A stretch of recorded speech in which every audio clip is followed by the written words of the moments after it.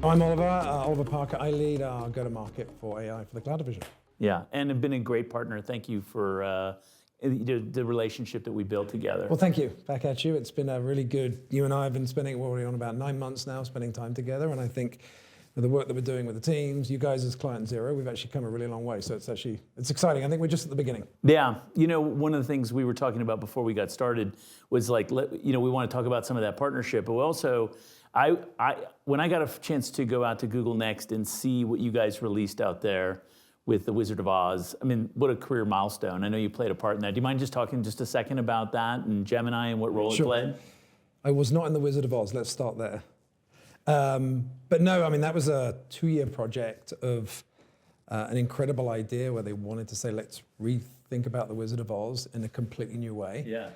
And they came to us, we brought our research team, and we said, we think we can do this. And we spent 2 years trying to figure out how to do it. And sure enough, 2 years, I think it was like 21 months later, the Wizard of Oz, and I think now they've sold over 2 million tickets. Yeah. It's 3 times a day at the Sphere, and apples are coming down. And so it's pretty incredible to see. And sort of, that was more of a research project. That's like, how do we bring the best of Google to the creative minds with something that was iconic for America than the Wizard of Oz? And I'm British, as you can probably tell, and I grew up with the Wizard of Oz. So you have to keep the integrity of the movie. So it was an incredibly interesting film, not just technology, but actually partnering with creatives. And I think there's a lot of rhetoric around how do you make sure that this thing is put in the hands of creators, and that really was just a testament. So it's very exciting. I had no idea what a big deal the Wizard of Oz was until we had our partner meeting out there.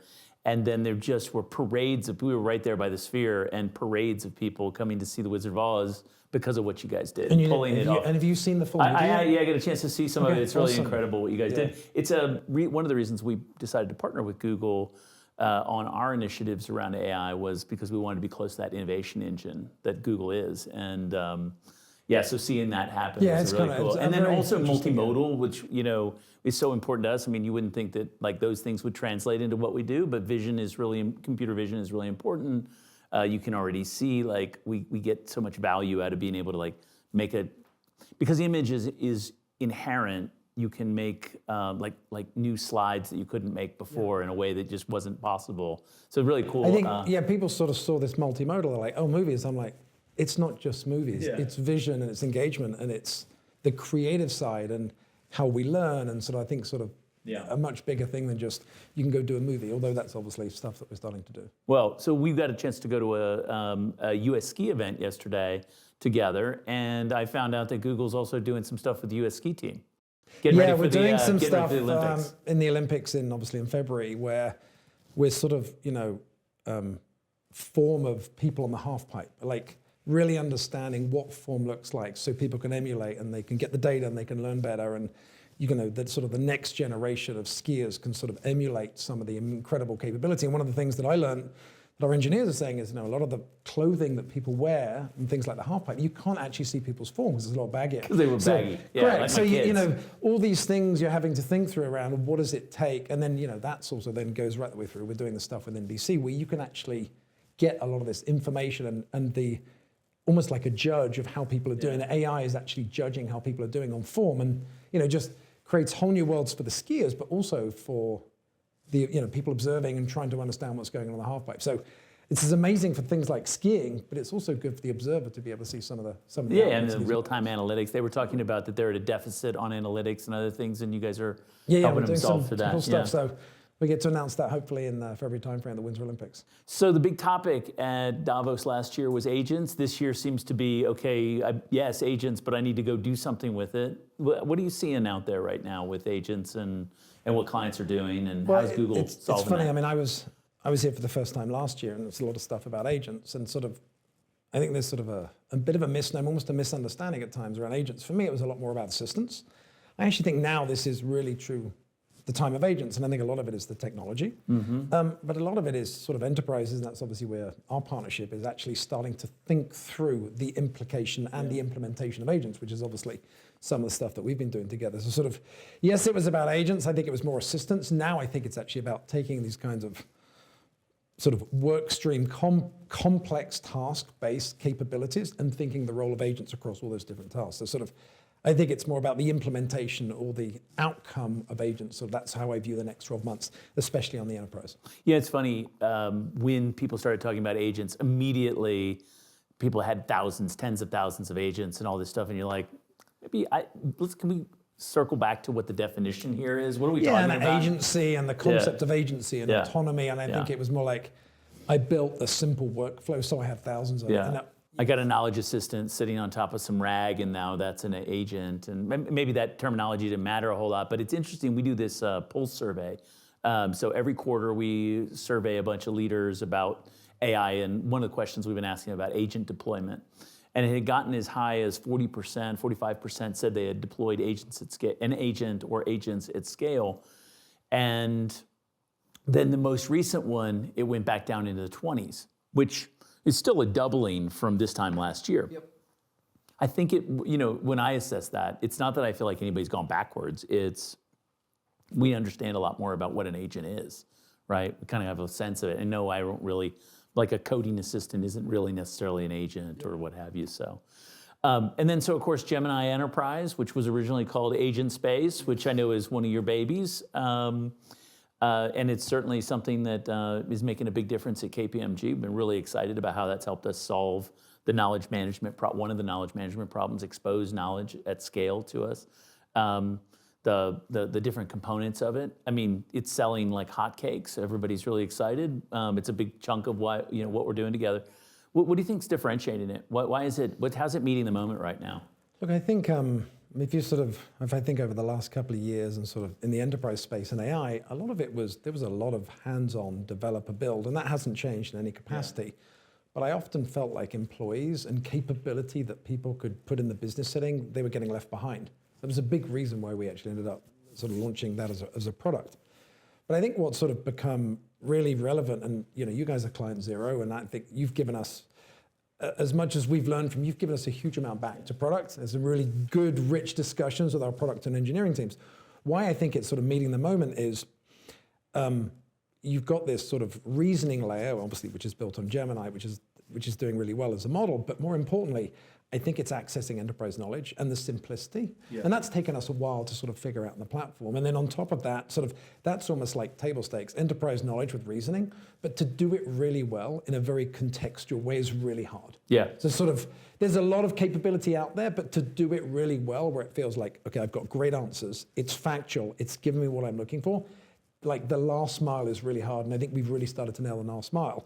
And then on top of it, which is some of the stuff that you and I have been talking about with our teams, is all this agent-based capability. Yeah. Sort of, you call it the sort of the super agent. We sort of think of it more like agent orchestration, sort of that sort of broad layer. But then you start adding on sort of autonomy on top of that sort of foundational contextual graph. I think that's where the next wave of sort of value, I think, is going to start showing up this year. But sort of meeting the moment, I think it's the context and the reasoning in your enterprise knowledge and a great user experience. Because a lot of this stuff was great, but it didn't give as an end consumer, it wasn't a great experience. And I think we spent a lot of time on the product and the user journey and the UI so that it becomes simple to use. And I think if it becomes simple to use, and I think it was a statistic that I heard from KPMG was like 70% adoption within weeks. Yeah.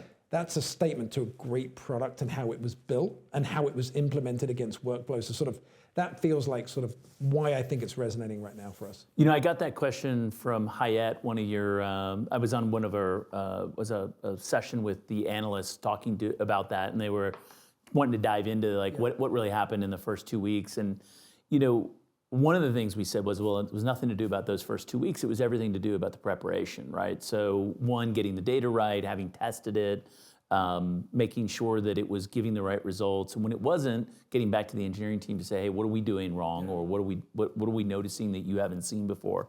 And it's really complicated, right? Like to give an agent that will have more rights than the user has access to indexed data that then it has to serve to me only the stuff that I have rights to. That's a really complicated problem. And then for it to make sense to the user once it's reasoned on the data. Yeah. So that data preparation time was really important to us. I think the overall program we were running anyway, which was telling people that AI was going to be incredibly important. We'd already had some experience launching some enterprise tools.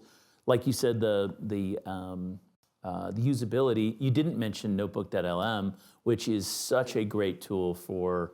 I mean, people listening will have had some experience with it, I think, and it's really and great. all the new things that are coming. I mean, yeah, now Flow Designer with the how you can build your own agents. So really exciting. I mean, someone was saying to me, well, in that Hyatt piece, that's why I think the adoption was so high. And now like we lots of people building agents, building notebooks. My whole preparation for Davos was entirely using notebooks, right? Yeah, I mean, Sundar and Philip actually talk about when they do all their earnings. Well, I think we got earnings in theory in a few weeks. They use Notebook.lm for all the earnings prep and sort of expecting analysts and that sort of stuff. So sort of what started as it was a consumer product that we've now put inside of that overall platform, and now it's got obviously all the enterprise grade and security and access. So sort of that. It's funny how those consumer capabilities are now showing up. Well, I think people expect consumer grade out of these enterprise tools, right? Because this is such an important experience. Maybe I have one more question on this vein. I have been really excited about. We have had a long-standing relationship with Google. You're one of our best clients. We've been selling together in the marketplace. We've now obviously are buying services from Google. But what has been even better since we got into this Gemini Enterprise story together is the partnership in the market. And there's a lot of clients where we're working together. I was wondering if you could just say, like, what are you noticing about that environment? I'd love to say a few things about that as well. Yeah, I think, look, it's, as we were talking and when you sort of early stage conversation and some of the feedback we were getting from your team, and then you moved really quickly on a product we were building real time. I mean, you came in very early in terms of our sort of build out, but you're also very methodical, sort of, and you were methodical with speed, and those two things don't always come together. You talked about it wasn't the first 2 weeks; it was the work you did before. But you guys covered a lot of ground in the month, probably 6 to 8 weeks prior, that would often take enterprises a really long time. And sort of, I think, as we think about us approaching the market, and obviously I don't think we're mentioning clients here, but there's lots of conversations, early phase conversations. What for us is exciting is we've got this innovation. Client wants, okay, I want this inside my environment really quickly.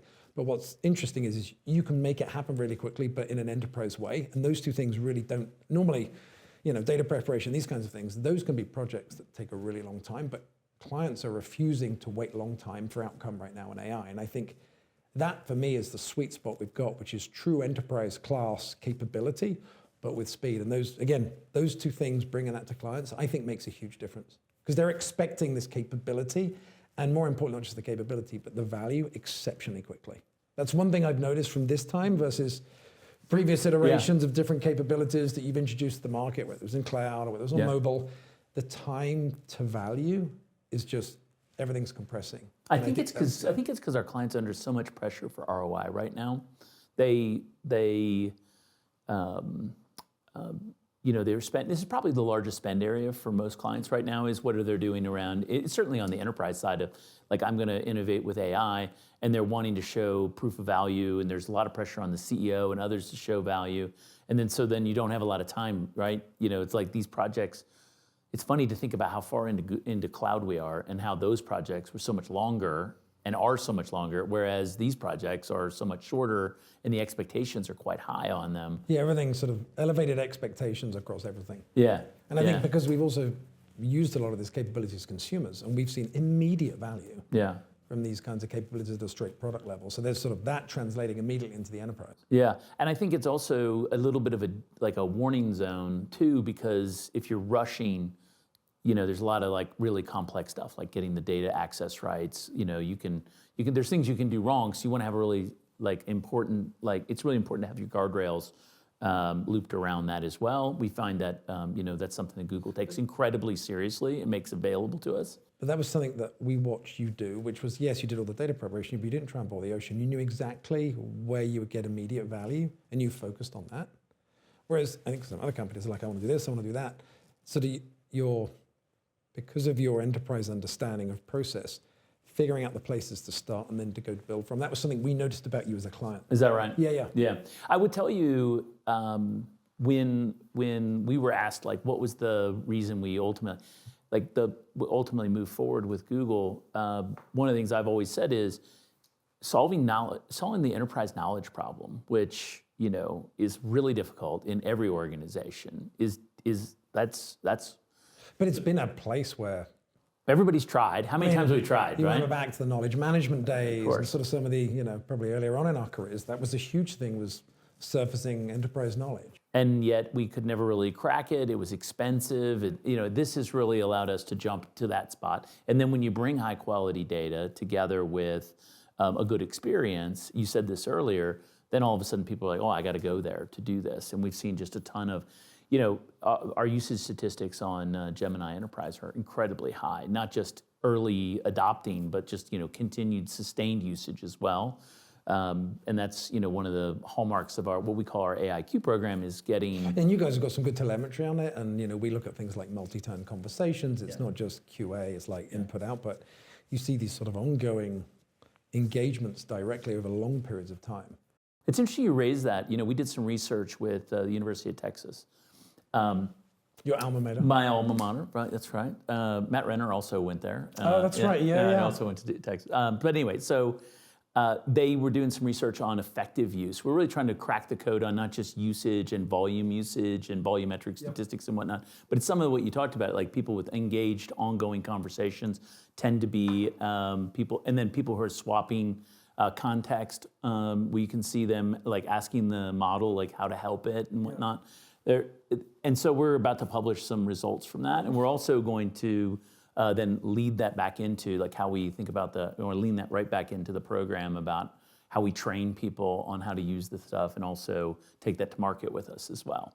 And we see a lot of that. I mean, as you can imagine, our surface areas across Google, search. Yeah. The amount of multi-turn that we see in search now, I mean, obviously previously it was keyword based, right? Yeah, right. It was like restaurant. Now it's like, I really want to go to a restaurant. And then you've got these ongoing conversations happening through AI mode on the search canvas. Yeah, right. We see this on all of our services, including things like Gemini Enterprise. So it's been really interesting how quickly, and it's logical that people moved away from thinking in keywords to just having a conversation, which is basically what these platforms now do.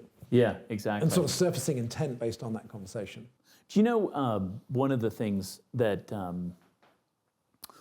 would call out that we've noticed about our partnership with Google is very strong alignment on what matters, like maybe it's a values conversation, but it's also like how to serve the client. I mentioned the innovation side. That's, your teams are really focused on trying to help clients solve the problem. I think they're pretty humble as well. You might not think so, but like if you were thinking about Google, but they're actually quite humble in terms of wanting to solve the problem, as opposed to like be the smartest person in the room kind of thing, which I've always really appreciated. And they are really proud of the technology as well, proud of what Google does. So like a combination of those things, and then that's actually great to hear. I mean, if you sort of think about our history, it was just a powerhouse of technology, and then obviously the cloud division we've been in the enterprise software business a lot longer than probably our competitive sort of hyperscalers have. So sort of coming in and taking a really very sort of customer-centric view with great tech is that's been our core pillars. But also recognizing, you lead by what the customer is going. So a lot of the things that we've built, and obviously since Thomas has been on board now, sort of 8 or so years, has been very much about the client. Yeah. And well, and I noticed that organization. We put together a prioritized list that said, hey, we can't go live without these things. And we put together a list and we worked that list. That was for us. And now we're able to do that same thing. And those things they didn't just get solved for us, they got built into the product, right? Like that's pretty exciting kind of partnership to have on that front. Yeah, I mean, like I said at the beginning, you were giving us a lot of really good. I mean, earlier on, the product teams were like, "This is incredibly rich feedback." I'm like, you got to think of them. This represents enterprise client needs. There's also we're going to go to market with them. So sort of the client zero and you guys jumping in was as much as you were getting a lot of access, we were getting a lot back from you. And I remember very rich discussions with product teams around prioritizing a lot of the capabilities. To your point, we saw broad applicability in the market. Yeah, there were like 20 items. I think we got 19 of them. So that's good. Yeah. So that's a good. That's a good so number, what's coming? I mean, there's a few of those that are still really. I mean, we got a lot of new ideas too after having used it. So what should we be expecting? What are you excited about that's coming in Gemini or Gemini Enterprise? Gemini almost being like an operating system for as many canvases as possible. You're going to continue to see us do that, and those are with global partnerships through to our own canvases, and whether it's search, whether it's YouTube, like. Our experiences built around all of our products as well as giving access to people. That for me is the most exciting, which is sort of this ubiquity of intelligence across all ecosystems. And obviously cloud is the place where people come to either buy products, but also take that capability and fuse it into their own products. So for me, one of the most exciting things, at least in cloud, I mean, there's some really cool things happening across the rest of the company, is the new products that are starting to get built. Either existing companies are building new products or people, brand new companies building new products that's almost completely built on top of Gemini, like incredible new product journey experiences. And that's some of the really interesting stuff I think is going to happen in the next year. In addition to implementing a lot of the stuff that we've obviously already shared. I got one last question. So commerce. Yes. It's just, I'm not going to say it doesn't get talked about enough, because I'm sure it gets talked about a lot. Yeah. But it is kind of a area that is not like, it doesn't feel to me all the time like it gets the amount of press it deserves. I mean, we're like fundamentally moving to a different way of buying here, an agentic way of buying. And in fact, if you're not already thinking, our enterprise clients, they're not already thinking about how they're going to show up in AI, and be the thing that the model chooses, they're going to be disadvantaged because they're not going to show up. It's the same way they used to do with search engine optimization. What should we be thinking about? Like, so I'm assuming that Gemini is going to be a place I'm going to be buying products from going forward. Yeah, I mean, we made an announcement, I guess it was a week ago at NRF. Actually, Sundar was on stage and we talked about this UCP, which is this commerce protocol that we built. Yeah. And obviously, we've been doing stuff around, obviously, we support MCP, but we've also got the A2A protocol. We've been doing stuff around payment protocols. And that's all in the vein of just sort of simplifying sort of very fragmented experiences on different journeys. So all the stuff we're doing around agents and commerce is a huge focus actually for our ads business. But it's also as much about us giving the capability to clients and things around conversational commerce from right the way from sort of product discovery, right the way through to fulfillment, and agentic capabilities sort of starting to go across all those different systems. And there's so much complexity in that buying and procurement and fulfillment journey. So a lot of the protocols we're putting into the market as well as capabilities, that's a huge focus for us as a company. And like I said, Sundar actually made some announcements last week at NRF. Yeah, I think it's going to end up being the thing that every single person who will have interacted with likely agents, that'll be where they'll have experienced multimodal, take a picture and all of a sudden I can buy the thing. And then right the way through to not just going to someone's website, but being able to actually go full end-to-end fulfillment straight through something like Gemini. Yeah. So you've got this sort of, you can do it through our property, you can go to sort of the brand, and sort of having full brand integrity across those cycles becomes super important. So in fact, I'm meeting with a bunch of retailers here to sort of have this end-to-end discussion, because obviously they do a lot of stuff with ads, they're doing stuff with cloud, they're like, how do these worlds come together so we can sort of also protect our brand and have high brand integrity at the same time as have these amazing experiences that are curated and actually more importantly personalized. And that's where so much of this stuff comes together. Yeah, absolutely. So, well, that's awesome. It's good to spend time with you. It is good to spend time with you as well.